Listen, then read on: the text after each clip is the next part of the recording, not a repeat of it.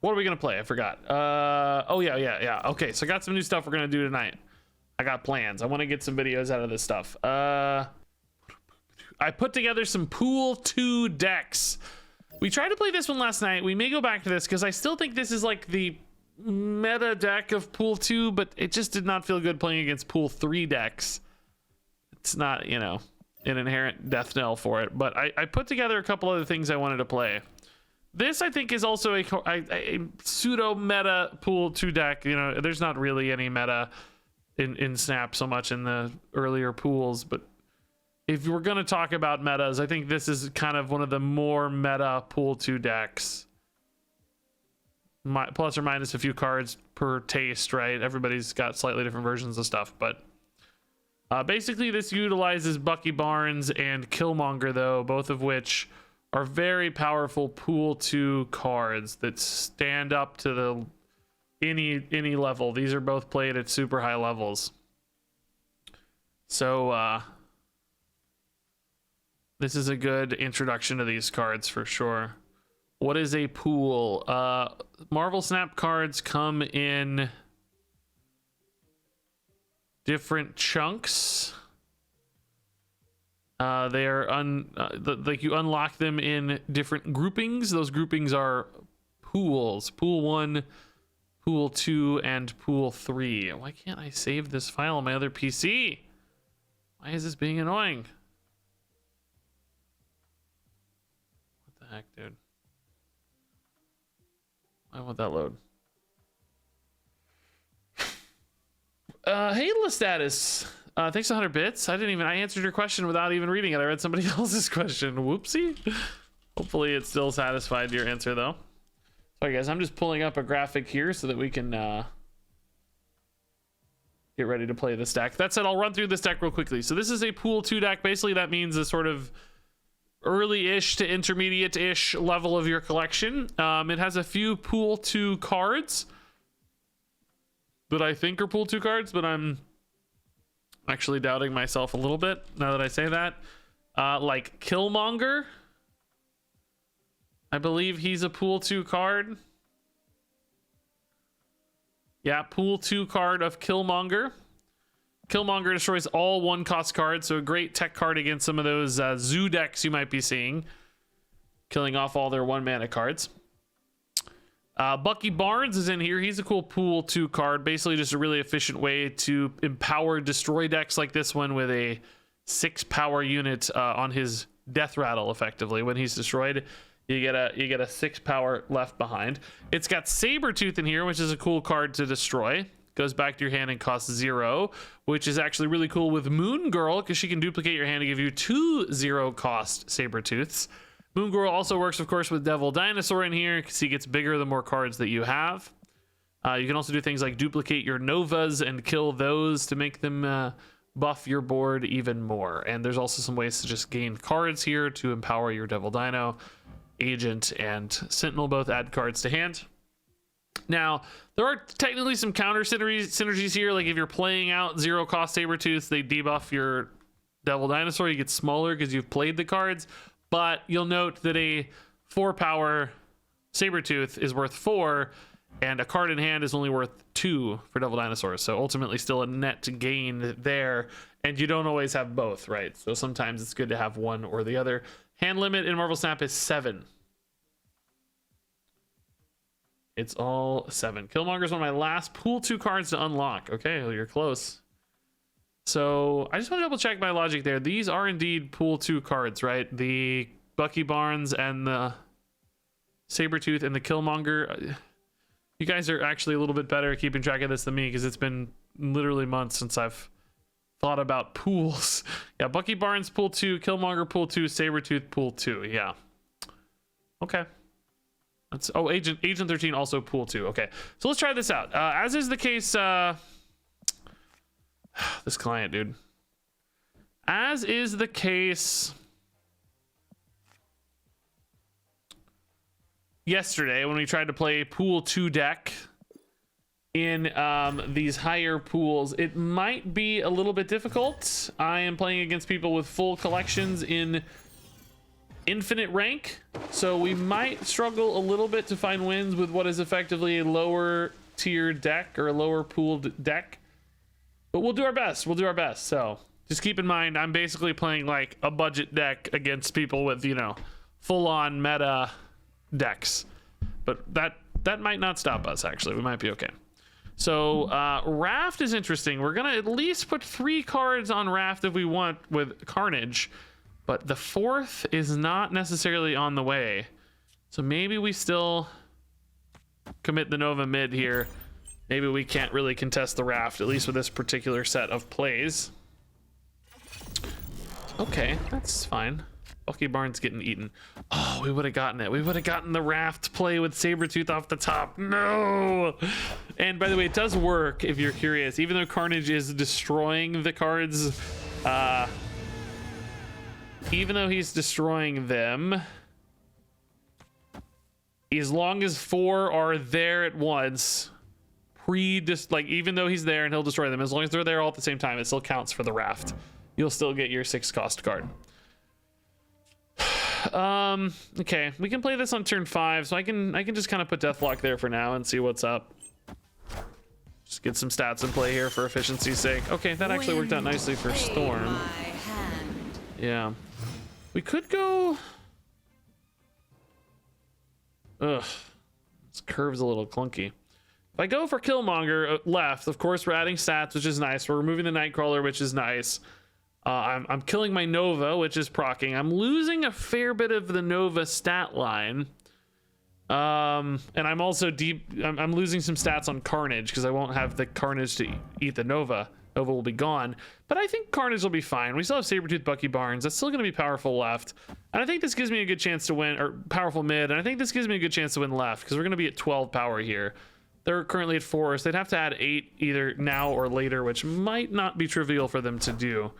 We'll have to see. See how big this gets. Oh, that's 8. Okay, so that's a tie.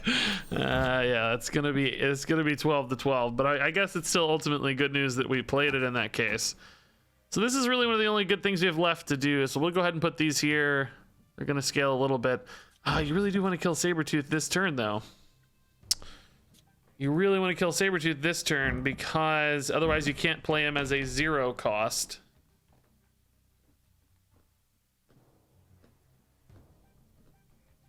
I mean, he still feeds the Carnage, but depending on how much energy I have left over next turn, like what I top deck, might be a waste. But these have to be played now or they don't scale at all.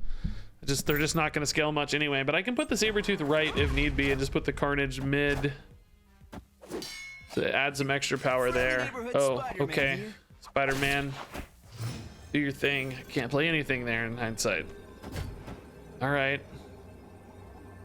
So we're adding 6 and 2 is 8 and 4 is 12. We're in a 16. We're tied left. They have to beat 16 here. We're up 16 to 0, which means they have to either win this by enough, steal the tie. Because if we tie, they got to gain 16, more than 16. So play something here and here and net out on the tie, which seems really hard because this doesn't even beat mid by itself. I think we try this. I mean, they might have like a Dr. Doom that steals left and ruins everything, but we can try. Dr. Doom would be very good. Oh, Leader doesn't beat us. Yeah, that's great. Okay. Leader does not actually net them as many stats because I'm buffing my Angela and my Bishop simultaneously. I mean, I think they knew they always lost with Leader here. Really intrigued by that. I think Leader just literally always loses. Because you know that I'm gonna have... This was already 3 and 1. That was 4. If I play any card, this is gonna go to 5 and 2, which, in essence, each card adds 3 power here, and they get the same stat line. So this is only a 5-point advantage. I guess maybe they could have tied.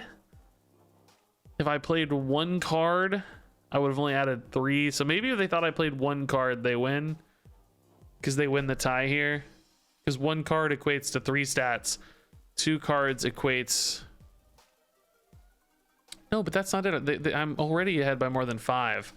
I don't know. I don't think they could have won that. I'm not sure. I don't think leader ever wins. Is there any play there where leader wins? I don't think so. Leader just never wins there. I think they should have conceded if leader's the play. I can't think of any combination of cards that allows leader to steal a win. Because even if I'm a death deck, it's not enough because I'm already ahead there by more than they're gonna be ahead mid with a single card. It doesn't matter. Okay, so a little bit of a different hand here. We got bishop stuff, sentinel stuff. I think sentinels are definitely one of the least powerful parts of this deck. Feels like to me. Sentinels felt so good back in the day when Devil Dinosaur was a 3 energy card and everybody was playing all that stuff. Collector was really good. Nowadays, I just feel like they do not hold up quite as well. There are free stats here though, which is nice. Bishop is gonna go well left also. Bar with no name is going to be interesting here. I don't have any way to go negative stat line, so we have to play that one pretty honestly, I think. Okay, another destroy deck here. They may have death stuff. Lichaguila. Okay. Barnes Carnage there looking pretty good. We could get a Sabretooth down there as well. I really don't need more cards probably, so playing into Lichaguila I don't think is a big risk. A wave now already, so this is definitely a death wave deck, but not saving the wave for the death wave part of the combo, I guess. I wouldn't do it. All right. Interesting. There's their death block. All right. Left is going to be hard to beat. It's going to be hard to beat the stats of a death kind of no matter what we do here, I think, but we'll try our hardest. Rock draw is actually really nice.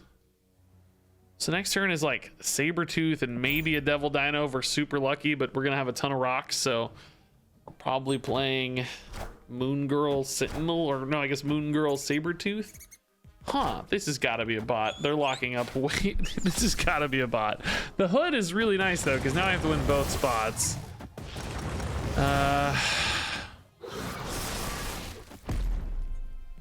Maybe not. I mean, maybe not a bot, but they locked up left, so there's no room for like a big stat dump. They can't go Nova.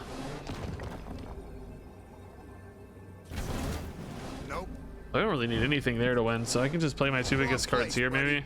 I guess this is still fine. I'm adding 8 and I'm up by 2, so that's a 10-point advantage. But they're winning here by 1. I'm winning here by a lot, so death beats me. Yeah, I mean, death beats me, really. If they play just a Chavez, that's not enough. Leader wouldn't matter, so it's really just do they have the death or not. Probably, but we'll play it out to see. Not a lot at risk here with small cube count.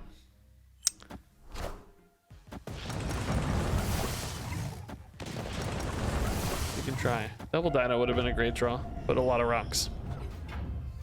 Death? Yep. Win by 2. Guys, I gotta take a pee break. Gotta take a pee break. I'll be right back.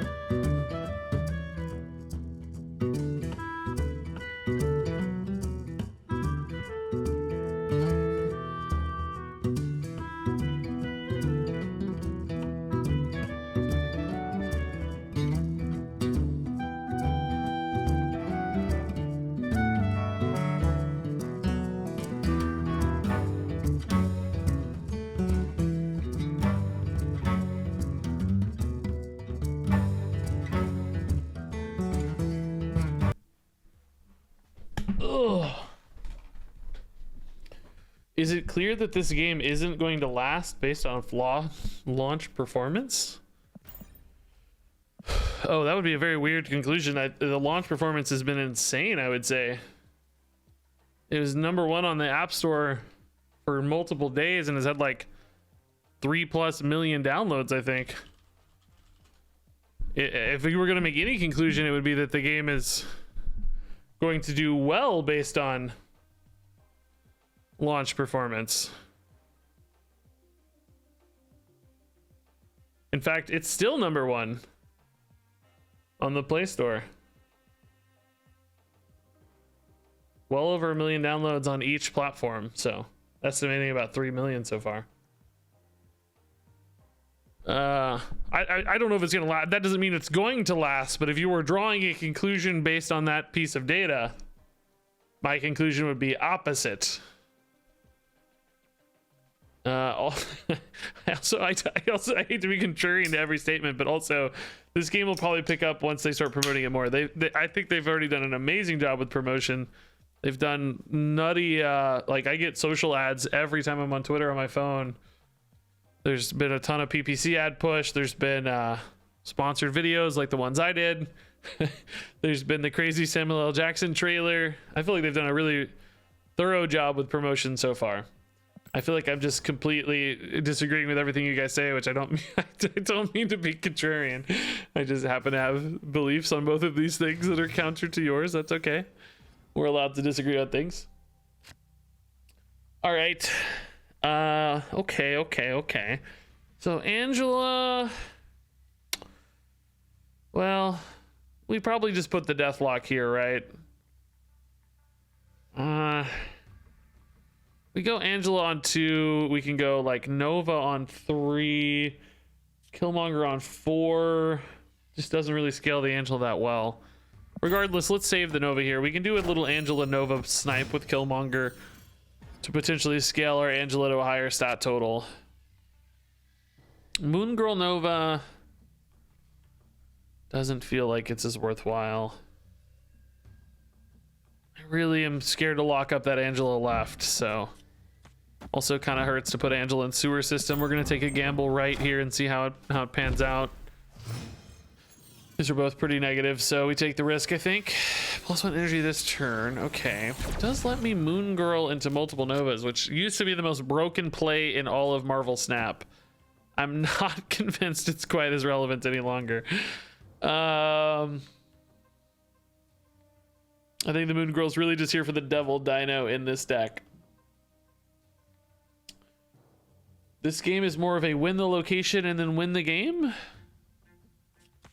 I think it's like exclusively that. That's how you win. Yeah, you gotta win too, but yeah, it's more or less exclusively that.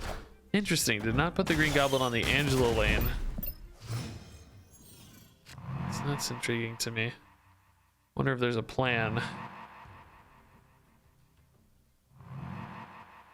This allows me to make a little bit of a decision, right? Like depending on how much power they commit there.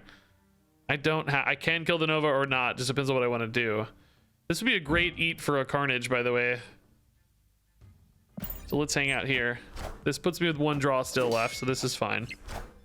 Makes a Devil Dino good without ruining our draw. There's the Carnage hit. Okay, and yeah, we won there. So currently we can definitely play a Killmonger without any risk. Our final turn could be Killmonger right, Carnage mid. Not in that order, but that looks okay to me. That would still beat a Doctor Doom type play too. Wouldn't beat any Tigers, but I don't expect to see a Tiger. Very good left, very good right. Lockjaw often gets big mid, but let's go. I think we have a really good setup here. I guess a Hobgoblin would screw me mid, but I don't think you see a lot more Green Goblin than Hobgoblin, that's for sure. What are they doing here, man? Is this a bot line? I don't know what to expect here, man. So nervous about what we're seeing. We want these out first. Pre-Killmonger. Killmonger right's fine. Go to 12 here. So, right, we aren't really looking that good, but we've got an 8 power Carnage, 2 6 power Buckies. That's 22 plus buffs is 25.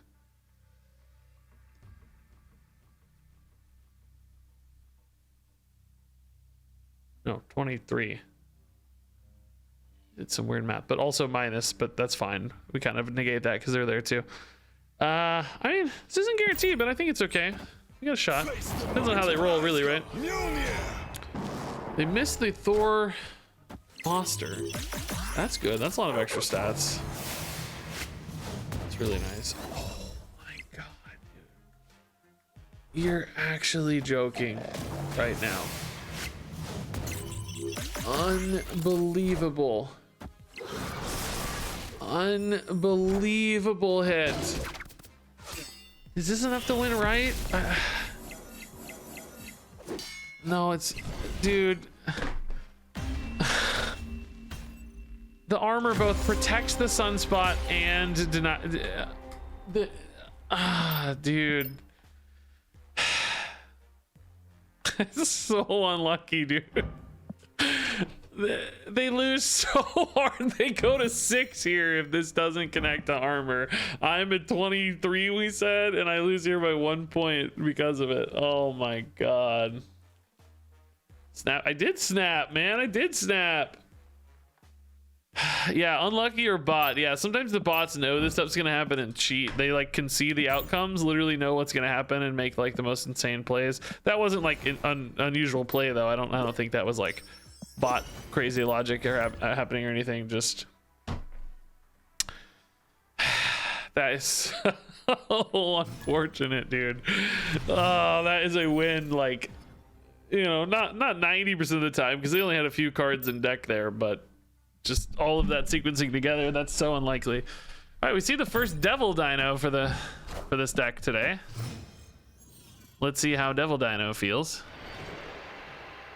Bifrost moving Sunspot over. So Sunspot we have a natural counter to in this deck. All right. With Killmonger, that is. This Angela Bishop line seems okay. That is maybe a little bit of an overcommitment if we're gonna destroy their most powerful component anyway, but I kind of need to like get these out of the way to open up my destroy lines, which it's gonna be clunky to do that. Need a better play next turn, really. Oh, okay, never mind, we're not moving, so suddenly big change. Now a lot of their power here is actually baked into their 1-drops.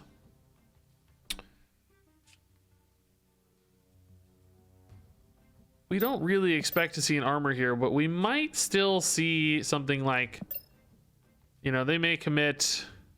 We saw Jessica Jones before. How confident am I that I can win by Killmongering later as opposed to now? Because if I could play on curve, that'd be better. Then I can Devil Dinosaur on 5 and Killmonger on 6 in combination with a different play. I mean, the Bishop's scaling anyway. They've got 6 power there. 4 of that, though, is bundled into their 1-drops. I think I feel okay about this. I'm going to trust the Killmonger. Depends on how big. They did commit to Jessica Jones. Okay, so now I'm less confident because they're going to have 10 power there. I have to get to 10 off Bishop, which is not going to be easy. Nova could help. Regretting my line a little bit. I mean, they overcommitted, so we're definitely more secure in our other lanes as well. So there's some bonus there, but next turn looks like Killmonger, Agent 13. Devil Dino's pretty small. Killmonger makes him smaller. Bishop's going to 4 and then 6. He goes to 9. Yeah, they're looking at 10 though. I need another play. I can't even play a Sentinel though because there's nowhere to play it. I only have 2 spots. Yeah. That Jessica Jones is just such a big commitment that we're gonna come up a little short mid, and then also maybe a little short in one other lane of their choice. I'm not gonna get big enough on the bishop, right? Oh, I got an intern. Oh my god, I'm so sorry, bro. I thought I was waiting on them. Oh my god, I'm so sorry, bro. Sorry, bro. Friendly neighborhood Spider-Man here. Spider-Man.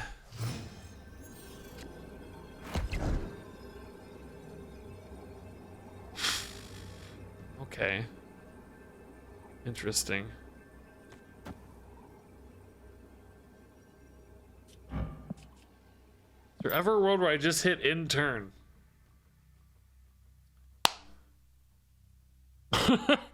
Just to keep the double dino big.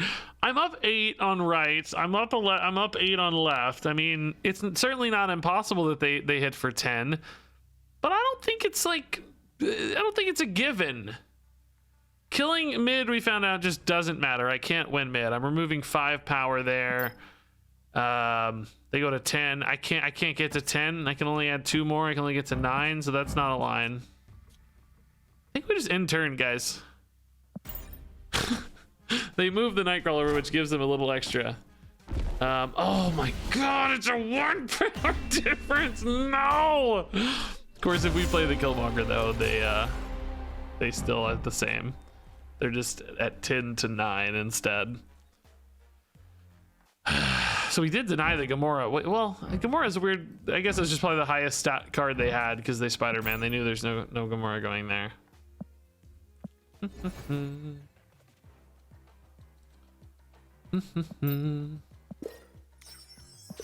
All right.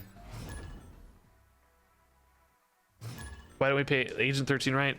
Well, it's worth 1 power right, but there's a Gamora.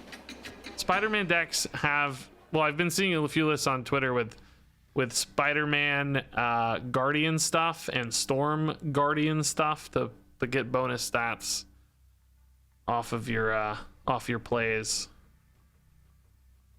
So there's a few reasons to not play him in. I mean, if you think 1 power is worth it, if there's some breakpoint that's worth it, sure, I guess you could do it. Would have put us at 9. Their Gamora would have been at 10. Gamora is 7 to 8 without it.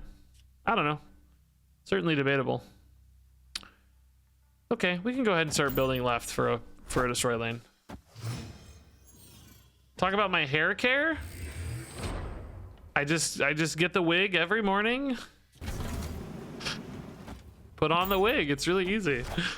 You know, I use a little glue. What do you actually use for a wig? Glue or tape or something? I don't know how it works. Never actually thought about it. All right. Good turn 5, but we got to be careful with Grand Central. I guess this turn 5 is fine. Yeah. Staples? I don't think you use staples.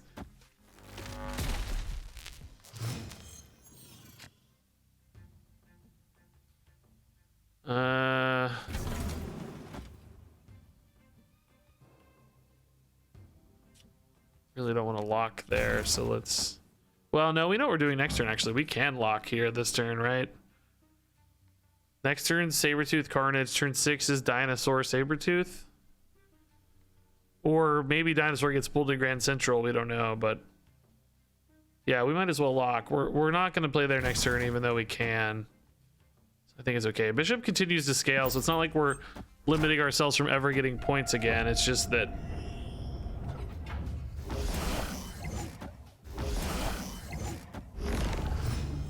Okay, bro. I see you, dude. I see you, dude.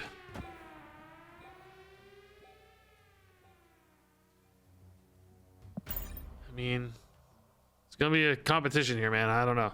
They only play 1 card per turn, so we're just gonna see how bad it goes. A little bit worried about like a Doc Ock filling this out and then them having an easy turn 6. Also, how big are they thinking they're gonna get here? Their final turn, can they really get big enough? We're up by 14. What could it be? Oh, leader into Carnage for 7. Okay.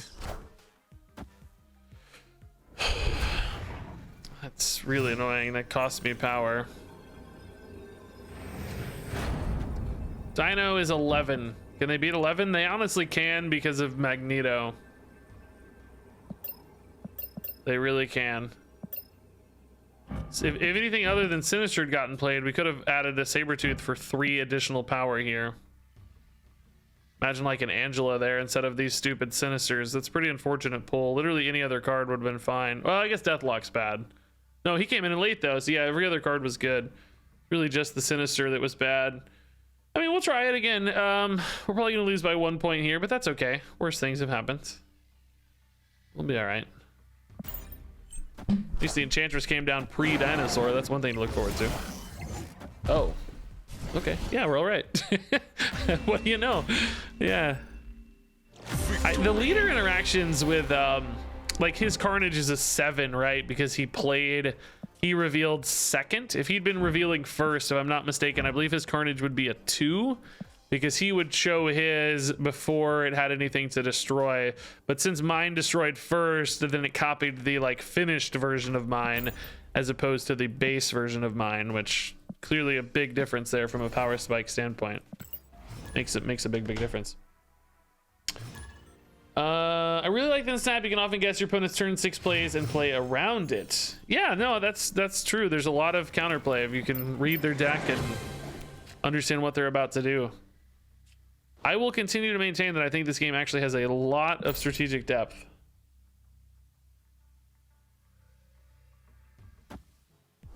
You can use staples? How do you use staples to put on a wig? Okay, you guys are all talking about the staple thing. I took that as a meme, to be honest. I thought you guys were just absolutely joking. How do you use staples? You can't staple them to your skin. Do you staple them into the rest of your hair? You guys have to be trolling me. You guys told me yesterday about something else. What was that? The eye patch thing. I didn't believe you about the eye patches. I don't believe you about the staples. I think we're going to use Killmonger to clear this out, right? It's a pretty good turn 4 play. Arguably, the Quicksilver has just as much value in hand if we're intending to play Devil Dino, but... well, that's not the play. That's not the play. But I want to make sure I have a lot of power going in here next turn, so that's good, just in case they do decide to commit. Turn 5 here's not bad, but not great necessarily. Oh, Polaris. Dude, you are a jerk, Chubbs. That's a rude move, dude. What? What? Excuse me? I think I want to clear the space for the Angela to get bigger, right? Like, this is a pretty good lane to win, perhaps. They're not really contributing that much power. Turn 5 is Dino. Like, if they destroy these, it's fine. I'm destroying them anyway. They definitely feel a lot more wasted since I didn't get to buff the Angela first, but...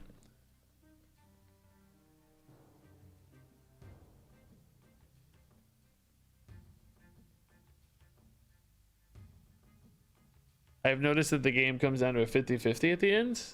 Sometimes, but it's a 50-50 you can often control and... Okay, maybe we overcommitted, right? I'm a little nervous suddenly. Yikes. Feeling a little behind suddenly. That is a very large crossbones indeed.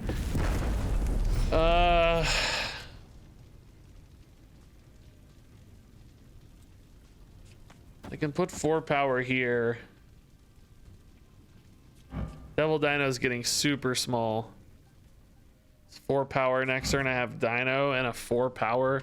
4 power technically ties right if they don't contribute anything else right, but boy, does it feel bad.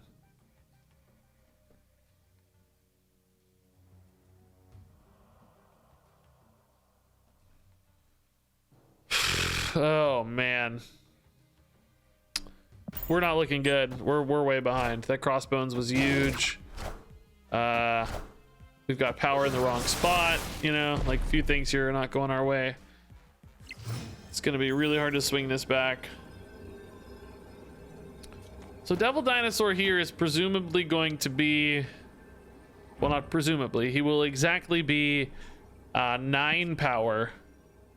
Means we're adding 11 here. We're going to 21. The opponent played a 3 or smaller unit. we'd win. Anything bigger, we lose. But if they play something bigger, can they beat either of these lanes? Yes, probably, right? They probably could play like a 3 and a 3 very easily, and we would lose.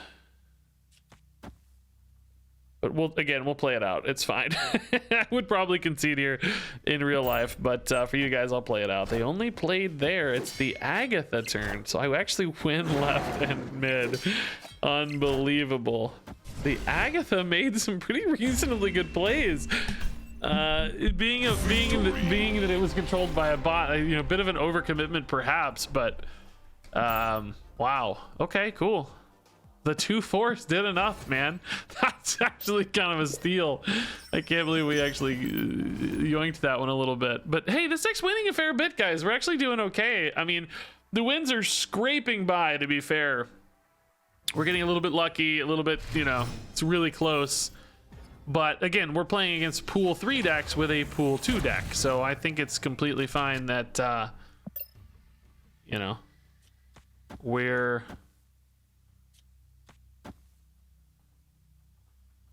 I mean, Killmonger is so good later. I think we save. We're gonna have plenty of energy in this deck. It's not a deck that's energy starved. Let's wait to kill some of our opponent's stuff too as a bonus, right? That's fine to Carnage. That's actually good. Oh, there we go. Yeah, see the Killmonger patience paying off already. Sunspot there, already getting quite big. In no time. Do we Carnage yet? No. I mean, we do have a pretty natural 2-3-4 there, but the 4 will have a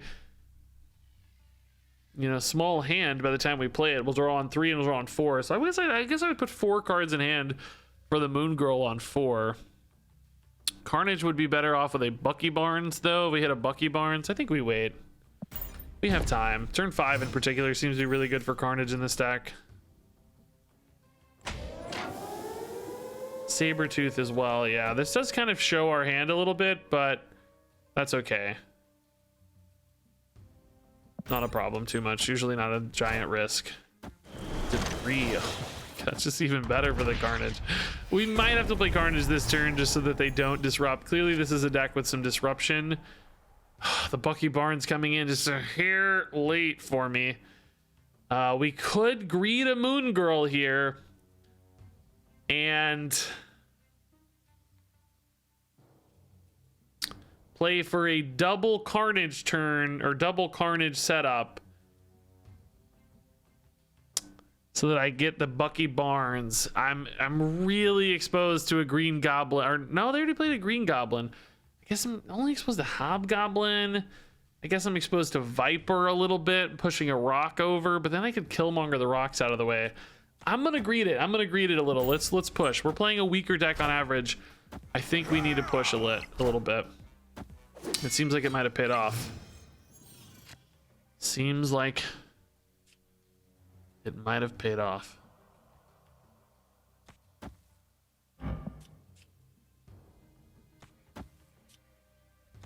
The next turn is Killmonger.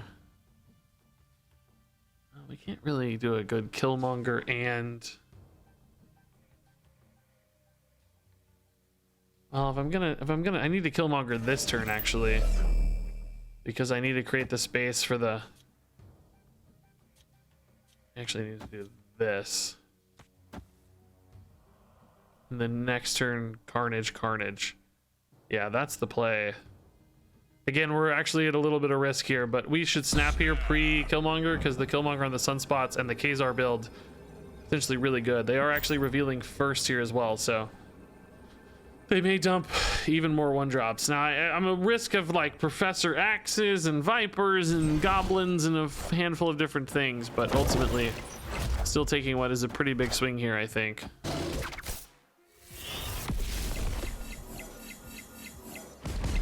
All right. Oh, I just realized this play does negate the Sabretooth, huh?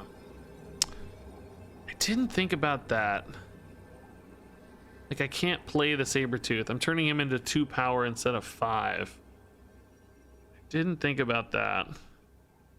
My plan here was to take this 6 power play, which seems pretty good, but six energy play, but I didn't really think about the Sabretooth. I mean, I'm losing 3 to gain a lot though, so I think it's okay. This puts our stats in 3 lanes at a pretty powerful level. I think it's okay to lose the Sabertooth here. I think it's fine. What they got? What is that? Onslaught? Playing it out? What is that? What is that? Dr. Doom, maybe? It's not magic, we know. Oh my god, the Voltron, dude. I always forget about this deck. I've played it 100 times. Do we have enough? I think we might. Yeah, they're going to 12. We're fine. We're fine. We're fine. Totally fine. We lose here, I think, or yeah. Totally fine. Okay, so the plan worked. I always forget about this freaking Ultron deck. Every time. I've played it literally 100 times and I forget every time. I always forget to account for the Ultron. Still a good win though. Beat the Ultron deck. Ultron deck's good. It's high tier according to most tier lists I've seen right now. Data and tier lists. It looks like maybe top 3 or 4 deck right now. Some people would say top 1 deck, I think even. Okay. Nightlight. We were gonna put Angela mid. It just feels so bad left because you put all your cards there and they stick and they all have debuffs. So we'll go right instead so we don't lose the spot to X Mansion. A little bit of a risk, of course, we're playing unrevealed, but we know these are both bad, so how much worse can this one be, right? You gotta accept a little bit of risk, I think. This is a good spot to put stuff we want to kill. Nova we can still put here on the Angela to buffer for free once because Killmonger will get rid of that anyway to open up the space. That said, you know, the 2 power could just as easily go into a Carnage as opposed to an Angela. Doesn't have to go there in case we want to have a little bit more mana flexibility because Carnage at 4 next turn is pretty good. Might be all right. Maybe we can do that instead. Yeah, I think it's safer here. They're not going to put an armor here or anything either because they got the hood there to destroy off themselves. Oh, even better. Great. Thank you, Viper. And Killmonger is going to murder that demon. That's great. Oh, no, come on. No, not 8-1. That's not fair. That's not cool at all, dude. Yeah, order. Give me that Nova buff. All right, let's see if we can win this despite the Odin screwing me. All right, they were trying to lock out that spot, but thankfully we played the Carnage just in time there to negate that. This feels like it could actually be another Ultron play, right? Who knows? Let's see, but we have a great lead left. I think we can compete right. This into Killmonger feels pretty good to me. Killmonger Sentinel next turn. Fine with this. Wave. Okay, not Killmonger Sentinel next turn. 1 card instead. I mean, we're so ahead left. There's no way they win there. Oh, Moon Girl's actually perfect. Yeah.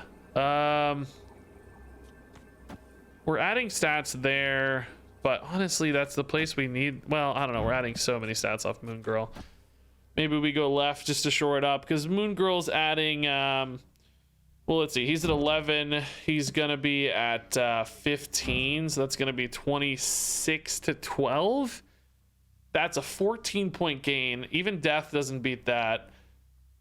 They might actually stack pretty big left with like a Death and something else. It's gonna be maybe hard to beat, but we'll try. Yeah, we'll try. Well, there hasn't really been that much stuff destroyed. They're not running Death. I think we're fine. There's no Death. I don't know what their end game is here. Ultron's not good. I don't know what their end game is. Leader maybe. Magneto maybe.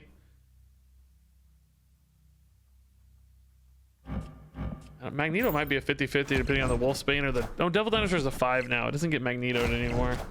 Oh, it is a Death. Okay. All right. I guess we destroyed enough with the Death. Victory. They didn't really destroy anything on their end, right? They never played a Killmonger, which is probably their main mechanism for that, but either way, this worked. Cool. Yeah, yet again, a great win against a pool 3 deck, right? Really nice. Thoughts on Moon Girl? She used to be totally busted insane. She's still solid in pool 2, particularly, I think, with Devil Dino combo stuff. I guess that's pool 1 though, right? All right, that's hard to win, but Could maybe Devil Dino it. That Nova skin is so sick. I love anything with like a cosmic background, you know? What was that? Oh, world ship. Oh my god. I saw that animation coming through and it's just like, what the heck is that? What was that? All right, Deathlock is good. Do we want to get the Sabretooth down first? It doesn't really matter as long as I have mana, right? We could play Bishop, but that's 5, we know. Okay. What's like going to be the most powerful plays for me? Like maybe this just to put a 4 in first, but then you're losing... Like Devil Dino is really my only big play. Angela would be good.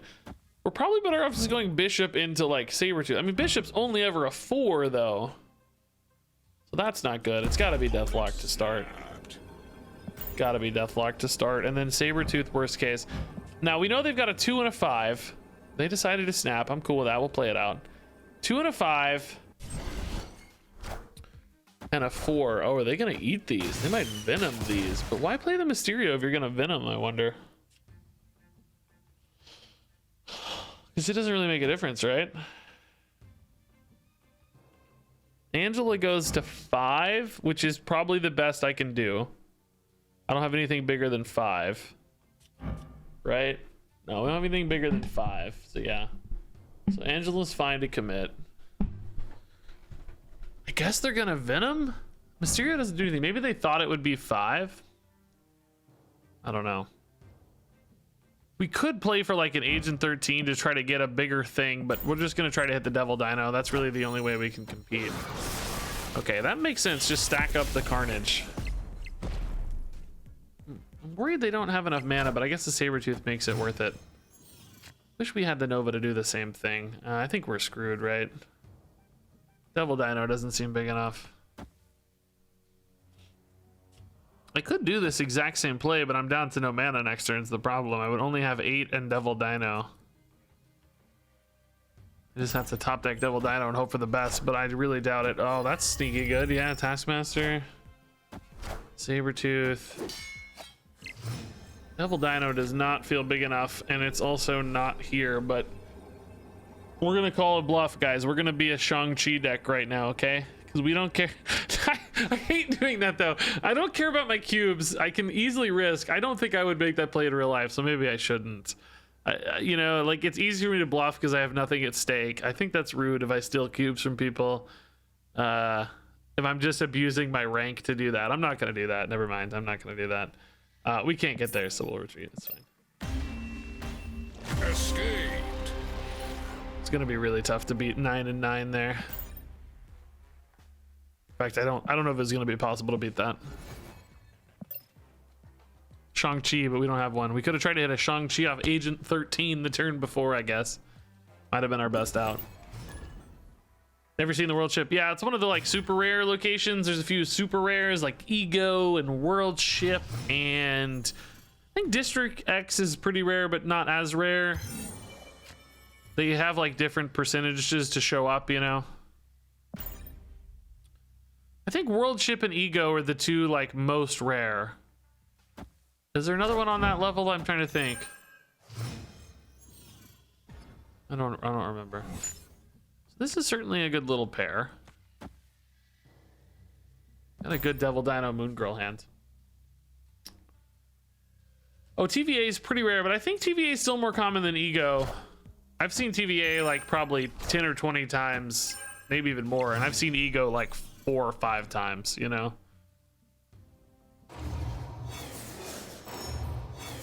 Ego and World Ship are more like once a month. I feel like TVA is like 2 or 3 times a week, maybe. That's my instinct anyway.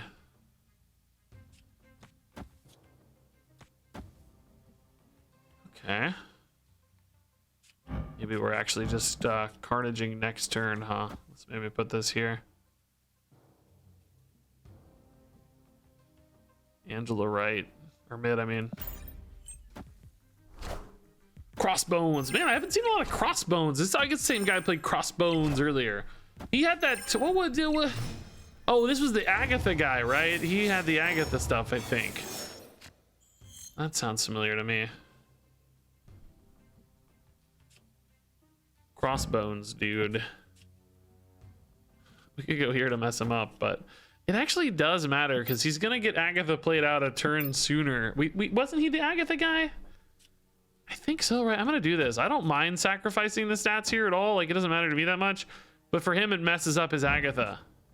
Because Agatha will play herself on 5 with Superflow. She'll only play herself on 6 without it. So, oh, he did it anyway. Oh, well, Agatha did it. Oh, okay, of course. Agatha screwed him anyway. That's funny.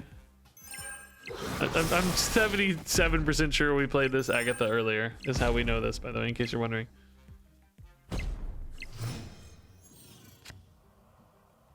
Huh. Okay. Devil Dino certainly feels relevant. I sure wish I could get this Sabretooth to be free and 2 of, but can't. Don't really need to play this now, right? I'm playing Moon Girl Angela. Probably. Moon Girl Angela really doesn't feel great to me. Just adding 6 power plus a Sabretooth. I could do that right though, like Moon Girl, Angela, Sabretooth right is really not too bad. If you Moon Girl now, you float a mana. There's nothing to play with Dino, right? So it's kind of worse. The hand size is too big to get a Sabretooth. You only get the first, well, in this case, you'd only get 1 extra Dino, which I can't play 2 Dinos, so I think we wait. This is fine. We have the ability to contest well, now 2 lanes. I was gonna say all 3 lanes, but now I think it's 2.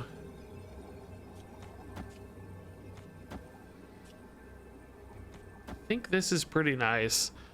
The Dino goes to full stats, which is I guess 17, right? We're gonna have 7 and 4. Yeah, 17 is max, so we go to 26 here. They need a 10 power play to tie right or bigger to win. If they play a 10 power play here though, oh, they're gonna play Agatha actually. So if they play Agatha here, we win the other 2 spots. If they play Agatha left, we win the other 2 spots. If they play Agatha right, we lose right. That's fine. If they play Agatha mid, we always win here. We actually can't lose. I don't think we can lose to Agatha. Is there any 0 mana play he has or anything? Oh, he double snapped back. Oh god, maybe it's not Agatha. I thought it was Agatha this whole time, dude. I am scared suddenly. I thought it was this whole time. I think it is still. I'm pretty sure it is. I'm pretty confident it is. How do you ever expect to win? He must have snapped for fun, I guess, huh? You can't win if it's Agatha. He knows that was a losing line, but still pretty fun. Thanks to the cubes, Chubbs. We don't need him, though, buddy. I feel bad. He might be rank floored as well, though. Probably also doesn't care.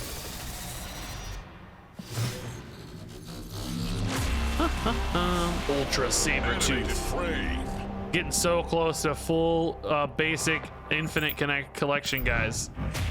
So close. I really wish I had prioritized that sooner. I'd be done ages ago. I got like 7 Iron Man infinites that could have been credits I put into my full collection, right?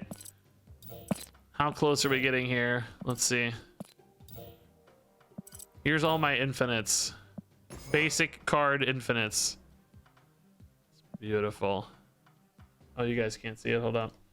Let me start again. Here's all my basic infinites. It's beautiful. Look at this. It's beautiful. I'm almost done. Look at this. So many infinites, dude. Here's the ultras.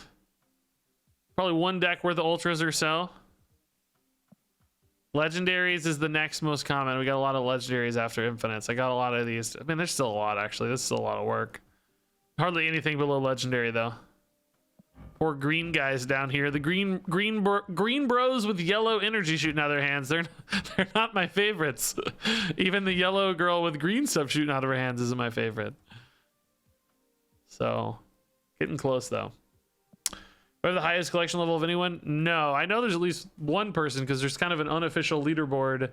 I've been number 2 on the unofficial leaderboard, but of course there's going to be people with like way higher that aren't on the leaderboard too. I bet there's hundreds of people with a higher collection that aren't on the leaderboard because you got to like upload your stats on leaderboard and stuff.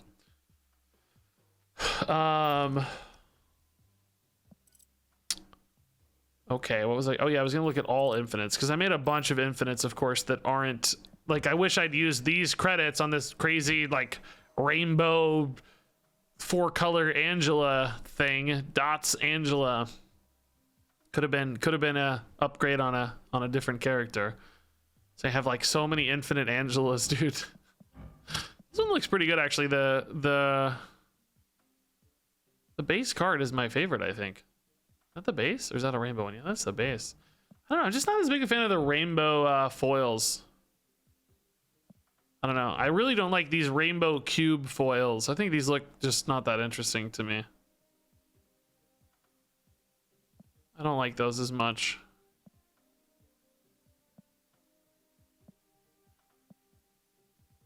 Big Electra there. Yeah, see all my Iron Mans? There's so many infinite Iron Mans. 7 infinite Iron Mans. This one does look pretty sick though. That one's pretty cool. The golden foil is nice. Apparently golden foils are the most rare. Inky came in later, but I think it's less rare, I heard. This card looks really cool. That is a sharp looking color scheme. It's cool, Mr. Negative.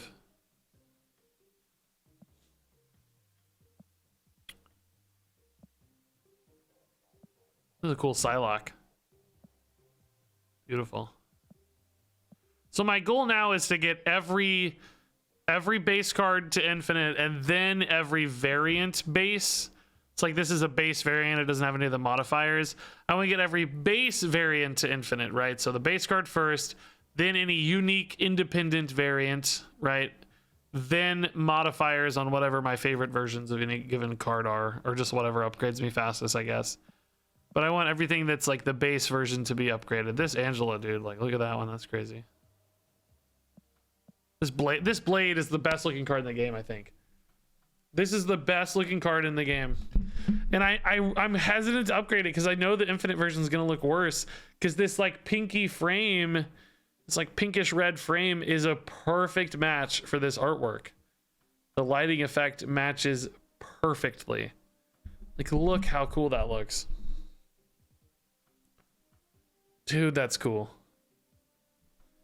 It's like I don't want to upgrade it. I wish they'd let you change. I wish when you got to infinite what that meant is there was a little toggle, like a little bar right here that let you pick like one of 6 or 7 colors or something, right? Some limited amount of colors that then that's what the frame color was. So like you could make it kind of a lighter blue here to match the 0. I mean, this matches pretty well, but you know, whatever you want.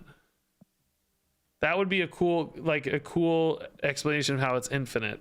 And if they were unique colors, even if they were different from Ultra, like you'd still be able to tell in game what their rarity is and stuff.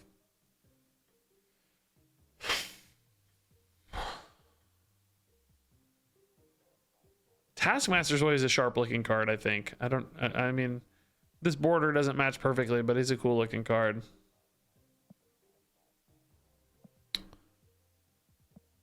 I got even more Iron Mans here getting close, dude. Like, these Iron Mans are legendary. I'm not a big fan of the band variants. The band variant looks stupid to me. Oh, this Nightcrawler is sick, dude. Oh, that's cool. That looks really cool. Golden Nightcrawler. I love Nightcrawler. This Captain America's... Oh, not that one. No, that's not the one. That other Captain America's cool. I didn't even know I had this Gamora. That looks awesome. Obviously upgraded it, but I didn't remember it. That looks cool.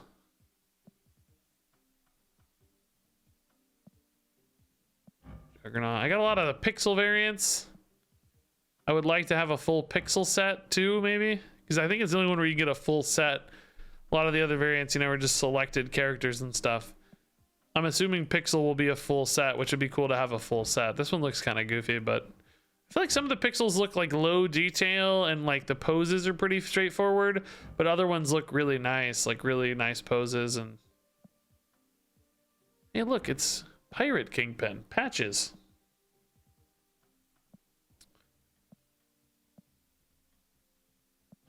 I don't know, this just looks kind of basic to me, this Crossbones pixel.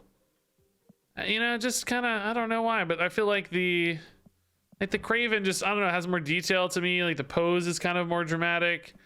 This is just kind of like a T-pose crossbones, you know? I feel like they definitely employ different artists. Even the Cyclops is way more dramatic, like pose and art, and that one looks cool. These Gigantos are both awesome, by the way. Those are both really cool. I don't know anything about Giganto, but he seems awesome. I think Ghost Rider's pretty nuts. A lot of people like this Gamora, I know. I can see why. The colors are just stunning. I bet that would look really good in purple. I swear half of your snap streams is looking at the cards. Lucky you. I really enjoy it, so that's fine with me.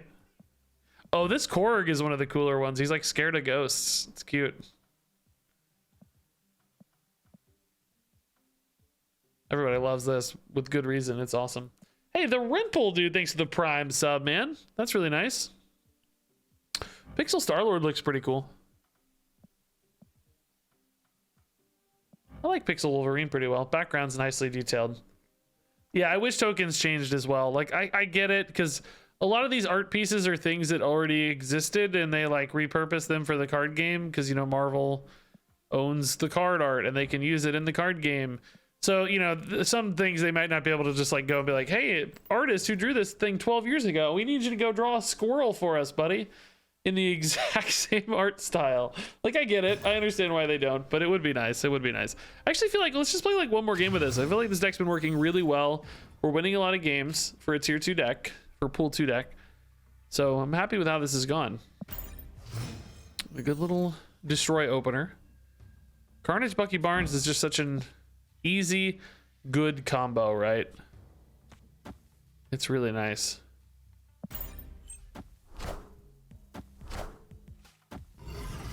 Necrotia would be a great spot for Devil Dino to go. Great timing. Excellently done. Moon Girl next turn wouldn't be terrible. I could actually play double Devil Dino, just Devil Dino, which is pretty good. That does mean I'm sacrificing the Carnage, though. But I don't think that's necessarily a bad thing. Can even go Devil Dino Agent 13 as well to buff the Bishop one more time. Oh, don't be big. Don't be big. Don't be big. Don't be big. Pretty big. Pretty big. All right, we're going to have to decide if we're going to play Devil Dino mid, left, or right next turn. It's actually going to be an important decision. I kind of think left might be the way to go, but the problem is those are two scalers. They both scale well. Oh, they discarded their Hela. They might have a Ghost Rider, but generally that's a good thing for us. Let's do this. This is enough to win right. They add 3 here. They have to commit right. If they commit right, can they really win left? This could gain another 4 on like a Hell Cow pretty easily. But if they play like a Hell Cow here, well, they played like a Hell Cow here and here, we'd still be fine. I mean, we could definitely put the Dino right. Feels like a little bit of an overcommitment, though. Did they skip last turn? No, they played Sif, right? They didn't skip last turn, but they did retreat. Okay. Victory. The double Dino line was pretty nice. That's the first time we've seen that. That felt really good. Even that felt pretty high powered, even by like my pool 3 context. I still thought that felt good. Yeah, I don't think MCU stuff is probably in play, because then you're talking about real people, and the real people side of it requires different rights, like likeness rights, and you know, there's all kinds of different rules as soon as you start using a person's face, which, you know, obviously they sign a lot of that stuff away when they do a movie, because there's video games and toys and, you know, a million other things, but it might be expensive, or for one reason or another not worth it for a game like this.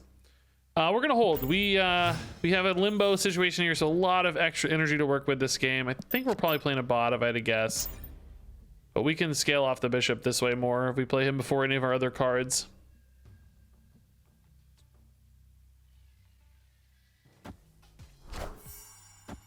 Doctor Strange is basically Benedict Cumberbatch. Yeah, it does feel that way, doesn't it? I was thinking the other day about the Black Adam movie. I was thinking the JSA, which are the characters in Black Adam. There's like Dr. Fate, who is basically exactly Doctor Strange. But as far as I know, I think Dr. Fate probably predates Doctor Strange by a lot in the comics. Like, I feel like the JSA is super, super old. I don't know if Dr. Fate was around in the OG JSA. I don't think so. Can't really remember. But anyway, I was worried people were going to say, oh, this guy's just a ripoff of Doctor Strange. He's literally just called Doctor and he does a bunch of magic stuff. They just stole this from Marvel. But I have a feeling he predates Doctor Strange by like 30 years, if I had to guess. So it would make me pretty annoyed if people said that, you know? I would feel quite distressed by that fact.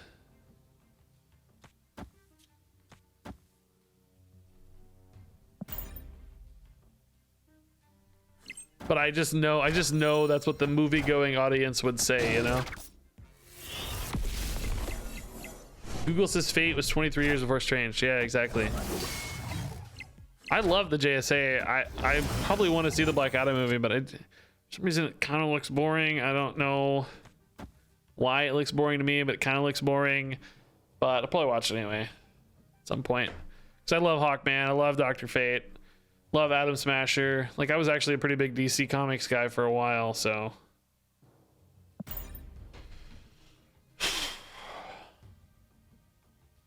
What is JSA? Oh, it stands for Justice Society of America. They're actually like the OG Justice League.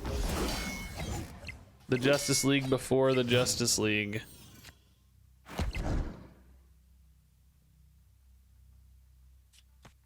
Moon Girl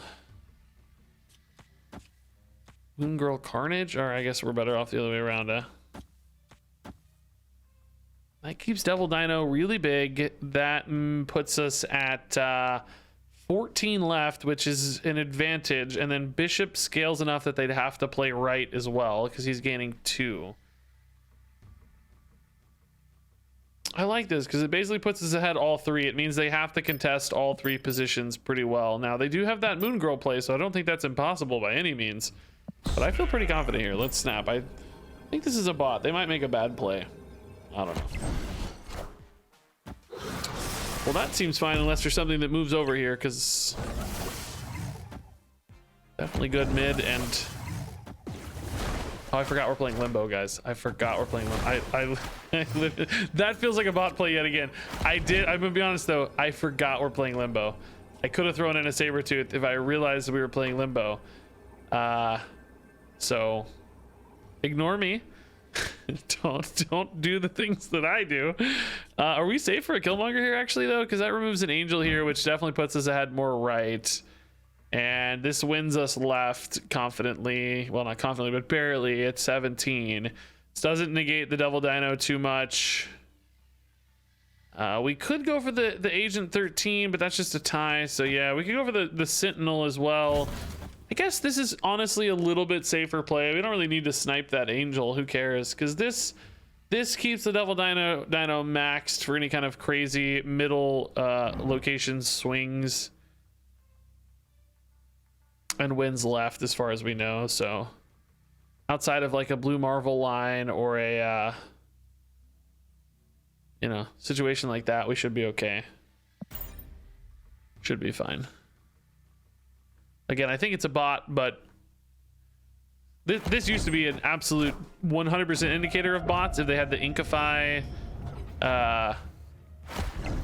modification. Scary. Actually scary. Also, I'm not totally sure that was a bot, honestly. But anyway, this used to be a 100% indicator. YouTube players couldn't get this, so you always knew if somebody played one of these, they were a bot. But nowadays, players can get these, so... They finally updated it so players can get them. This feels like a bot play to me, playing the wave twice left. Like, there's no reason to do that if you're a thinking human being, you know? Why would you ever do that? Because you just lock up your position for no reason prematurely. You would save a death there, potentially. Just those plays didn't really feel like human plays, right? Classic Caden, baby. All right, we're gonna switch it up. We got quite a few games that deck actually. That worked much better than the control pool deck against pool 3 stuff. It doesn't necessarily mean it's gonna be better in pool 2, but definitely felt a little more self-sufficient. Now this is another thing I wanted to play. I figured there's some people out there who are wanting to play Miles Morales, and since he's the battle pass card, a lot of people bought the battle pass. They probably want to have a good Miles deck. They're still leveling up their collection, and pool 2 is also when you first get access to a lot of movement cards. Now, movement as an archetype is not something I see at high levels of play almost ever. Oh, you guys can't see the freaking thing. I almost never see movement cards at high level play. I mean, there will be people who play pet decks, of course. You can probably hit infinite with one if you know it well, and snap well, obviously. If you snap well with any halfway competent deck, you can probably hit infinite. But anyway, it's not a common, like, super reliable meta deck. I do think it holds up a little better in pool 2 though. I think it can be both more surprising for people in pool 2. It doesn't have to compete against quite as much craziness in pool 2. So I suspect this sort of deck would be a little bit more competitive for pool 2 players. Also gets them playing Miles, of course, which if you have Miles is awesome for you. And I thought we'd try it out at least a little bit here.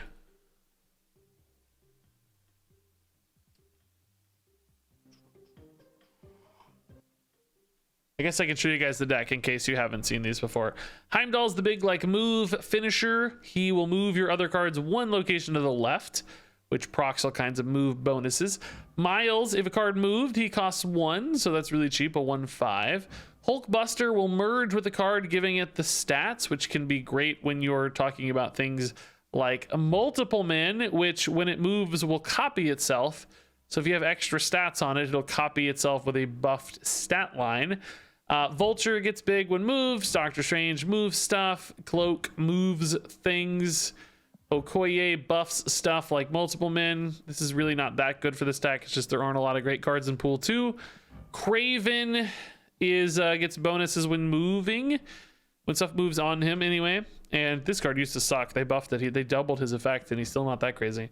Forge is another way to buff your multiple min. Nightcrawler is a move, and Iron Fist will move stuff for you. So way to activate some of these cards. So that's the moving Miles. Let me get this deck list on here for you guys. Okay, I still haven't figured this out, man. Still an idiot. I always hit save, and then it's like, are you sure you want to save? And I always forget to hit the, are you sure you want to save? And then I don't have the deck ready in time. Oh my god, why? Oh my god, really? I swear I know how to use computers. I swear I know how to use a computer. I swear. There it is.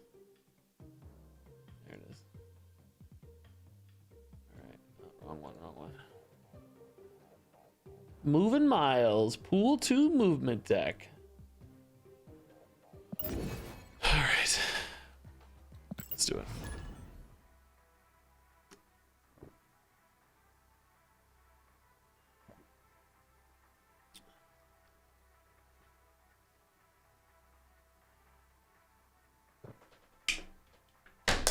Legendary Heimdall looks so good. Yeah, it's one card I haven't played a lot, obviously. So you can see I haven't done a lot of movement stuff.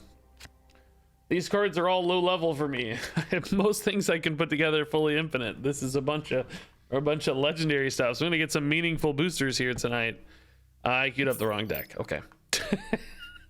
God dang it. Yeah, I forgot. You know what I should really be doing? I should probably be playing our Agatha deck because it's more fun. This is more of a utility deck. We kind of already played a utility deck, but that's okay. I'm only gonna stream for another 30 minutes or so. So too late to get another graphic running and doing all that stuff. Not gonna be worth it. Oh shoot, how do you go full screen once you're in a game? I can't go full screen once I'm in a game. Great. Escaped. Yes, Katie Page. Yeah, that's very true. A lot of people stressing about not having later collection cards. I get it. You want to play the fun stuff. I was there too at one point, believe it or not. I know it doesn't seem like it now, but yes, you are playing against people who are your collection level and your power level, your MMR. So hopefully it's still a fair experience, maybe just a less fun experience. I will say though, you know, the notion of mastering my skill set and trying to get better definitely pushed me through some of the like, I don't have exciting things to play, but I can still enjoy the gameplay and like try to get better. That seemed worth it to me. So multiple min Hulk busters, amazing. Really, really good. Curve here a little wasted perhaps, but we'll still get this going. Are we gonna lose that by turn 4? Like, do we just maybe go here to be safer? I mean, in some ways it's less safe because we don't know the risk, but in other ways it's safer, so I don't know. Let's see how it goes. Okay, yeah, that's actually really big and scary. Like, this goes to 7, but I wouldn't necessarily want to commit a lot more to it. Probably a good save here. Okay. I'm really sad about losing these. Sif into leader. Okay, leader in their discard deck. Might be hella stuff, I guess. Nightcrawler, do your thing. So we can Doctor Strange. Wow, Delarock, holy crap, man. That's really nice. Can I do a sneaky move here? Can I do a sneaky move here, guys? I'm gonna be adding a lot of power here, actually. I'll be adding 7, and this is gonna be 5 is 12, and 3 is 15. I think this is a sneaky move. We're gonna do it. They feel safe. Oh my god, they actually committed stats. You're kidding me, dude. They actually committed stats, dude. I cannot believe they committed stats here, dude. Cannot believe it, dude. Why would you commit stats there? It's the Captain Marvel, right? So it's kind of free for them to commit stats. That is so insanely brutal. I think we can't win. That's just too much. Puts us too far behind. Actually insane.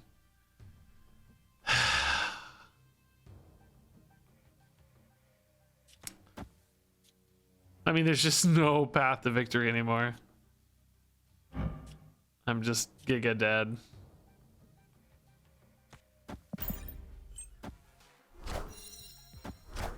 Actually so brutal, man. Tempo death too, by the way. Just gross.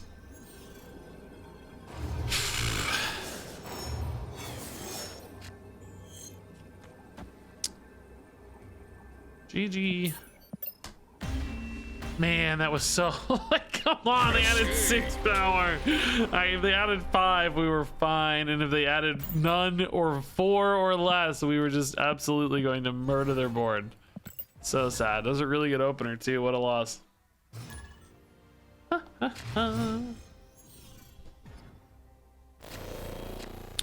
Pool 2 movement deck. I think we hold the Iron Fist, right? Doesn't feel like we need to play it just yet to me. Okoye is totally fine to play. This is probably going to disrupt a little bit of our move potential because we're going to move the monster instead of moving, you know, a vulture or a multiple min or whatever kind of card would be better to move. Ooh. Ooh, interesting. I mean,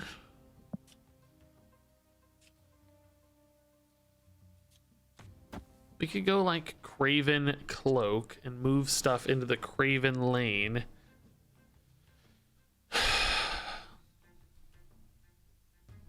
Feels weird not to play anything there now. I mean, we could honestly just do this and get these buffed on Muir Island sooner, right? It's not like the Doctor Strange has a lot of move potential anyway, outside of exactly Craven. Is getting a +2 for Craven worth it from a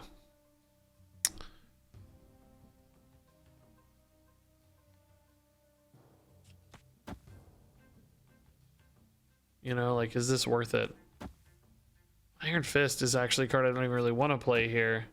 Well, I guess it depends on what I were to get. Oh my god. I can't hear the sounds, guys. I'm so sorry. This deck always does this to me. Okay, I'm pretty confident skipping the turn was not the right play. I'm fairly confident skipping the turn was incorrect. I don't know 100%, but I think skipping the turn was probably wrong. That feels backwards to me. That doesn't feel right. Okay. All right.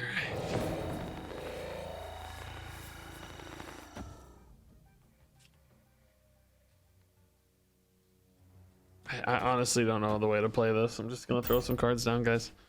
Have fun. Okay.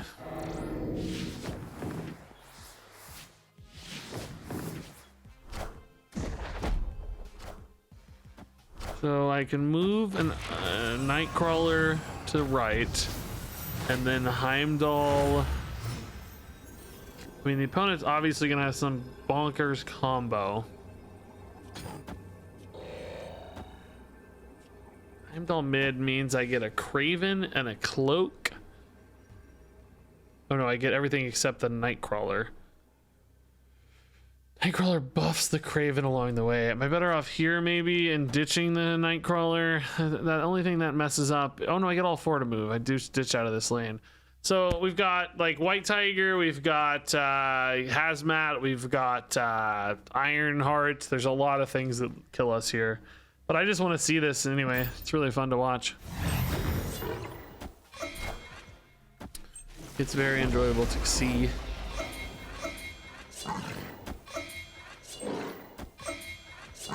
And this was a very powerful board, honestly. The Ironheart, does it get big enough, man? I don't know. A lot of the stats are going to get lost right, although it sure seems like it is. Might be a Gambit here, too. Oh, Wolfsbane doesn't matter. Yeah, we've ditched out a right. Yeah. Heimdall saving the day, man. Wolfsbane's sick and everything, but yeah, cool. That's a great win. That's a great win.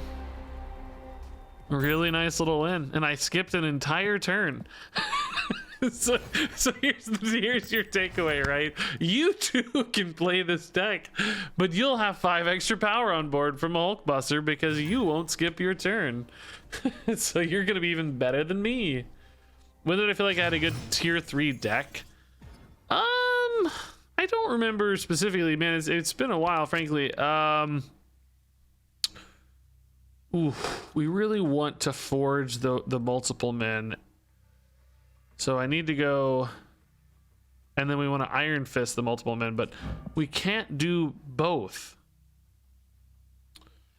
right? We can't do both, because if we Iron Fist and then try to forge the multiple men, we Iron Fist the forge. If we forge first and we Iron Fist the multiple, we Iron Fist the we forge the Iron Fist. I'll spit this out, don't worry, I'm gonna get there.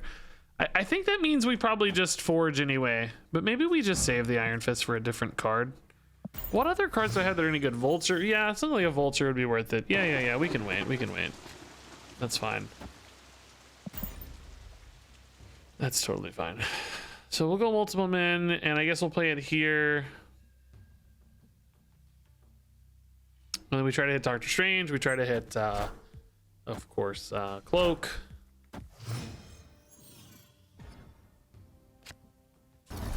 Oye is not it, unfortunately. I mean, we can do this here, right? It's a little bit of a commitment, I guess, but not crazy. Because if I play the Nightcrawler, well, whatever I play here, I'll activate and then move it out of the way, so should be fine. Debris. A little annoying.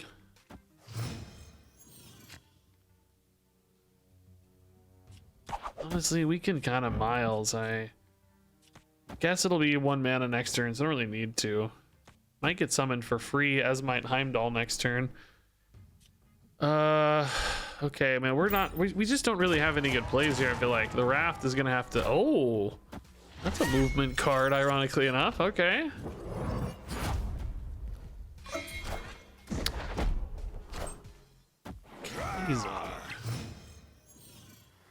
All right. Ooh, Vulture. Well, that unfortunately would have been a great Iron Fist target, but I think a 0/12 Magneto is worth it. So Heimdall Magneto as a finish here seems pretty good.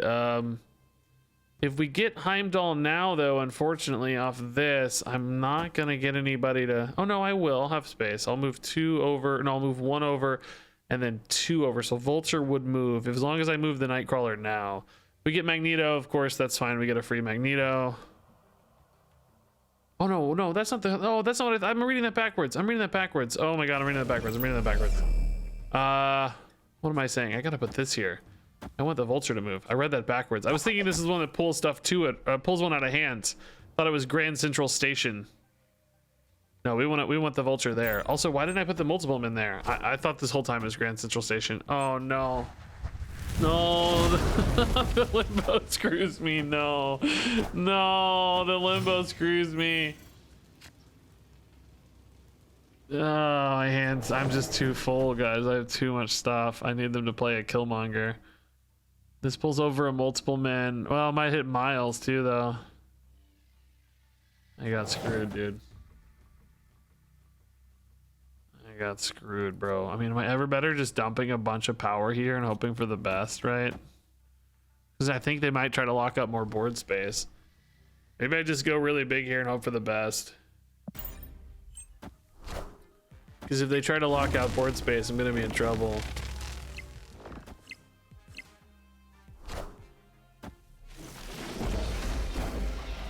Oh, okay, okay, okay, hold up.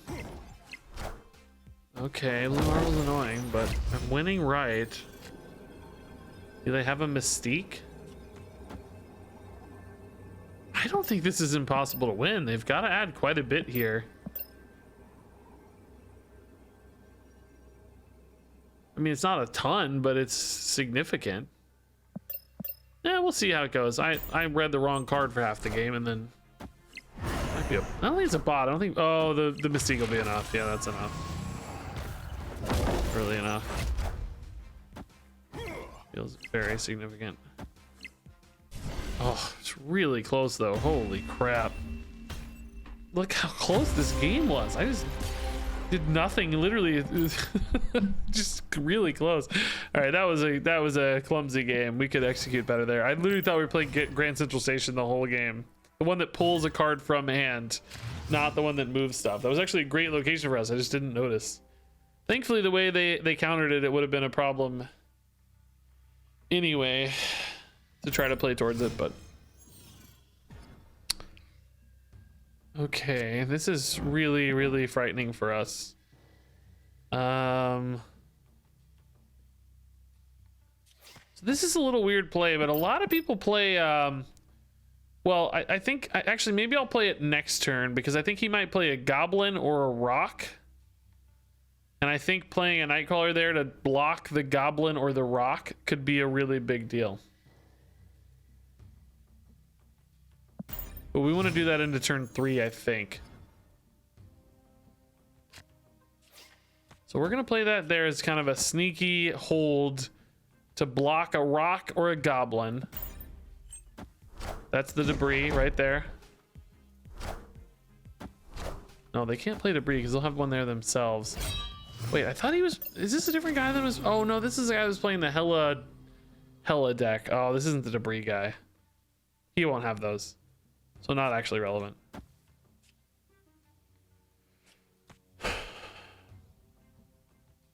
Strange here next turn pulls both of these, right? It's also maybe a little better on turn 5. I could go Cloak. Oh, well, no, I need the Cloak, Craven...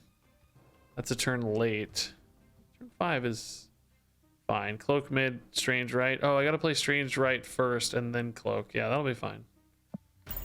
Okay. How do I actually win that left? I think it's gonna be really tough. Oh, okay, cool. I don't. The answer is I don't.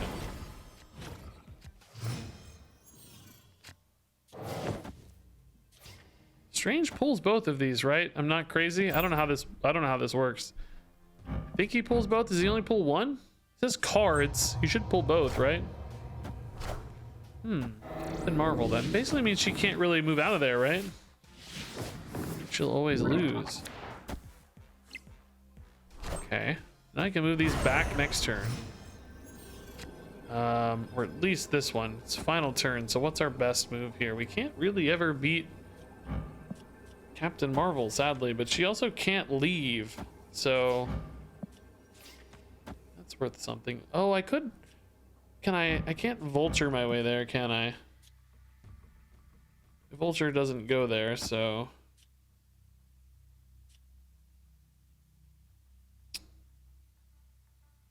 can't move there. Just to the cloak location.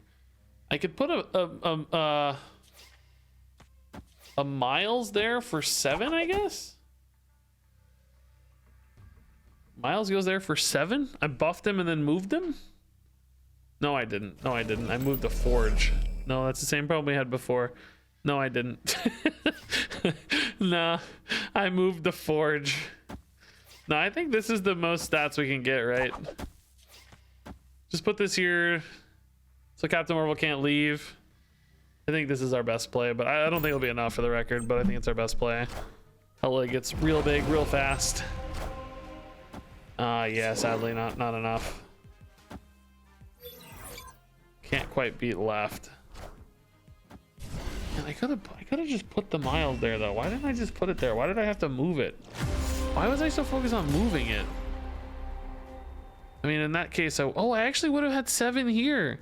Would have been enough to beat the Marvel.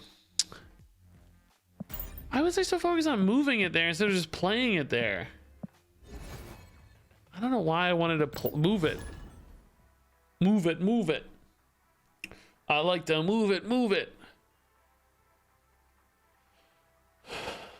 I saw a video about how Uatu is the best 1-cost card in the game and highest win rate card in the game and rarely played. Okay. I don't guess I buy it. Sometimes if cards are never getting played, if somebody's like a good player and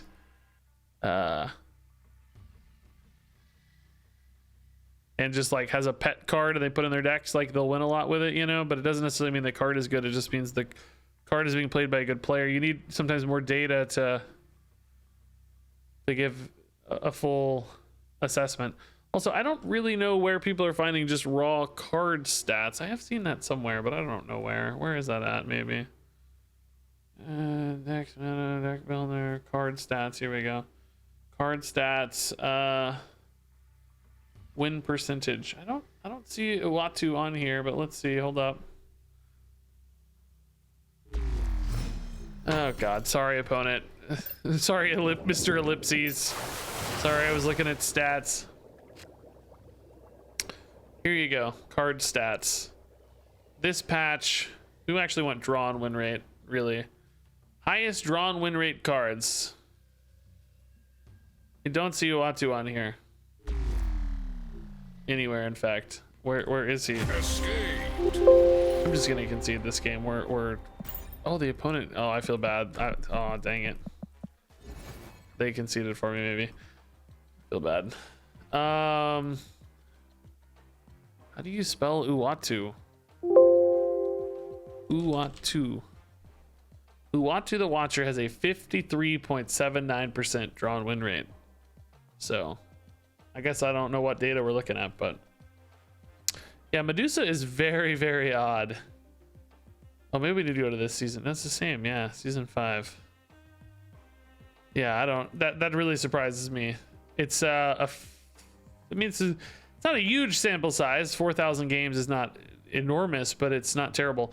Maybe this is because she's in the early part of your starter decks, and that means you're playing against bots all the time. Like the only people who are playing Medusa are playing bots. I don't know if this has a way to eliminate bot games, but I'm guessing the same thing is true of Hawkeye and Punisher and Mr. Fantastic and Hulk and Jessica Jones and Abomination and maybe Captain America. All starter set cards that oh, you guys can't see. I see. All starter set cards. Why would bots have high win rates? No, that's not what I said. I said these are cards played against bots, because you play against bots in your first 30 ranks, and you're more likely to play starter set cards when you're in your early ranks. As you move into playing against real opponents, you shed your starter cards. So starter cards would only have data against bots, not data against humans, because you always beat the bots.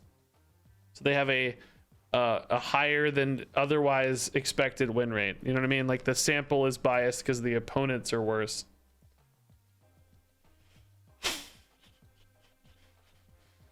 Did you know that you are the 20th most popular English language Snap streamer? That sounds low.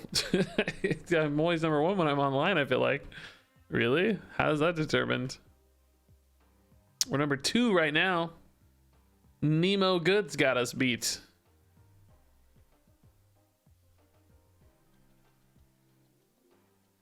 Yeah, they should really take the data from 31 Infinite. I don't know. They may have some data filtering here. I don't know exactly what, but number 1 in our hearts. Yeah. Stream charts. Oh boy. Let's take a look. Most popular English Marvel Snap streaming channels. Hours watched. Oh, a lot of these people don't actually stream. They just streamed it once, right? Yeah, these are basically just people who streamed at one time. Jeff is popular card game streamer, but most of these did not. As you can see, 2 hours streamed. What is this even ranked by? Hours watched. Oh yeah, I don't stream enough to get hours watched. Of course not. I've never seen this site in my life. Never seen this site. Really laggy on the clicks, huh? It's kind of wild. Airtime. Mr. Metal is the most dedicated Snap streamer. Mr. Metal deserves your followers, guys. Go watch Mr. Metaler. Mr. Metal.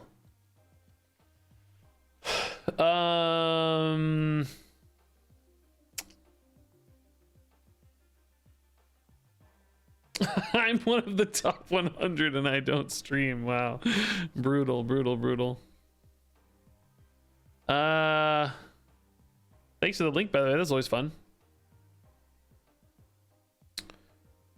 Yeah, this is actually kind of nice. I haven't really looked at this much. I like this a lot. I hope we get more good data over time in Snap too. Trying to think about cards that are tier 3 cards with high win rates, right? Patriot is really number 1 standout there for a higher pool card that has a good win rate. Rescue actually is pretty high. Mysterio is high. Thor is pretty good. Lockjaw and Destroyer, those are very popular decks.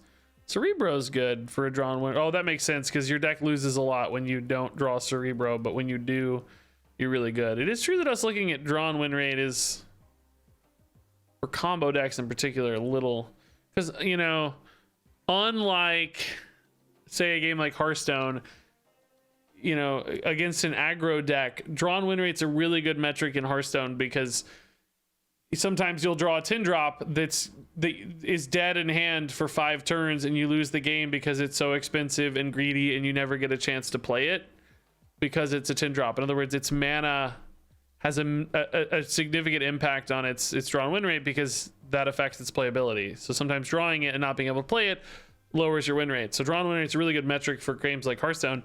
I don't know that drawn win rate is going to be as effective of a metric in Snap because you always have the mana to play your cards. The games are a fixed length and every card is a fixed cost. So combo cards in particular are going to have really, really high drawn win rates. I mean, I guess that's still though kind of a fixed variable because the chances of drawing a card are fixed in a given game at 75%. So maybe that's still okay. Maybe that's really just a kind of representation of the overall win rate because it's basically the drawn win rate times 0.75, you know, more or less. Kind of interesting, you know. I guess there's still a delta for decks that have like backup plans versus decks that don't have backup plans for a combo piece like Patriot or Cerebro, but we're gonna have to think a lot about how stats work in Marvel Snap. It is a very different thing. Not to mention the whole win rate is not actually what's most important. Cube rate is most important. Win rate is not actually how you determine anything in Marvel Snap. It's cube gain. Average cube gain is going to be more important for most people for a climbing standpoint, but that's also a thing that's going to be super variable over time because as decks become more well known and better, I assume their average cube gain will decrease over time.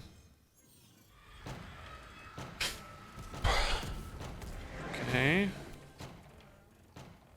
wave.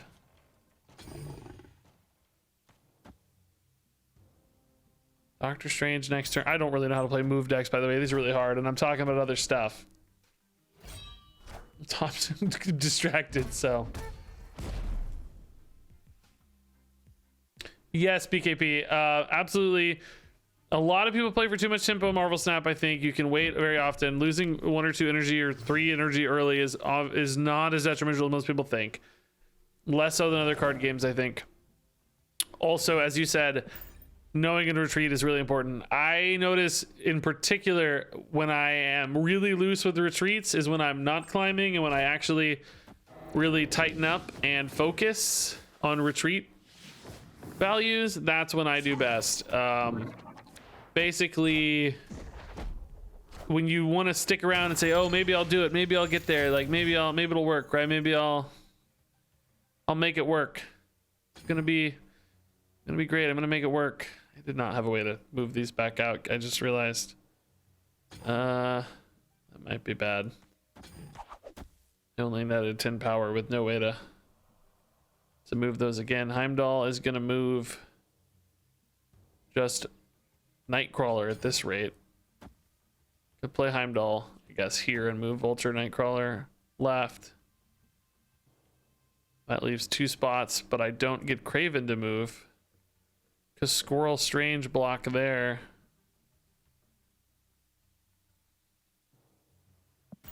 Yeah, whatever. Oh yeah, where'd my overlay go? Sorry.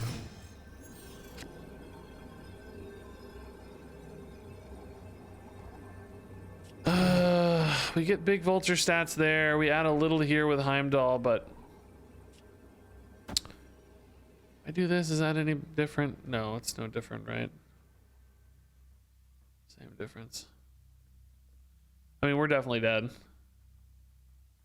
Captain Marvel alone makes this almost impossible, but we're super dead. Anyway, guys, I got distracted. We started talking about stats. My brain is rolling on stat stuff now. I'm thinking about it, I can't concentrate. It's time to go anyway. I gotta go. Tonight's stream is a shorter one because I went way too long last night. So we'll try to maybe play more of this Miles deck. We actually won a couple games there. I hate playing move decks. I think they're pretty hard to master, but in the service of getting more pool 2 decks out there. Ooh, I've never seen Pixel Nick Fury. That looks cool. Pixel Angela too looks nice. That is quite an art, by the way. There's a lot happening in there. You guys can't see it. Dang it. I wish I had a thing that automatically changed my view somehow. That would be the client. We need the good client. Cool Gamora. It's like Spider-Man Dr. Octopus. What the heck? That's crazy. I didn't know that was a character. Anyway, I'm gonna hop off, guys. I will drop a raid. I will see all of you not tomorrow. I'm traveling tomorrow. We'll see you guys Monday probably. And I expect to still be weaving in some Marvel Snap stuff. I'm gonna get a few more videos out, see how they do. We're still gonna kind of play it by ear on the Marvel Snap side of things. I suspect I'm gonna linger with Marvel Snap for a while on a content front.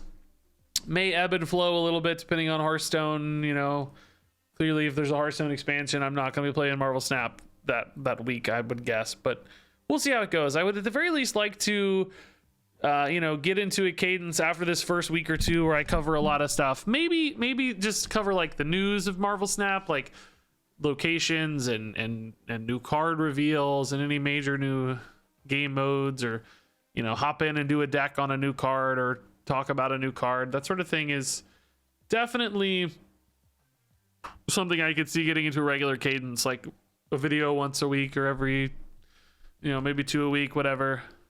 I could see that happening. So we'll see though. We'll see how it goes. It depends on how the game holds up. It depends on player base. It depends on YouTube video success. It depends on how much fun I'm having. There are a lot of variables that are very hard to predict. So we will play it by ear. All right. Have fun on this raid, everybody. Thanks for being here. You guys are the best. Good luck out there in the universe. Thanks so much for watching. Love you all a ton. And until next time, game on.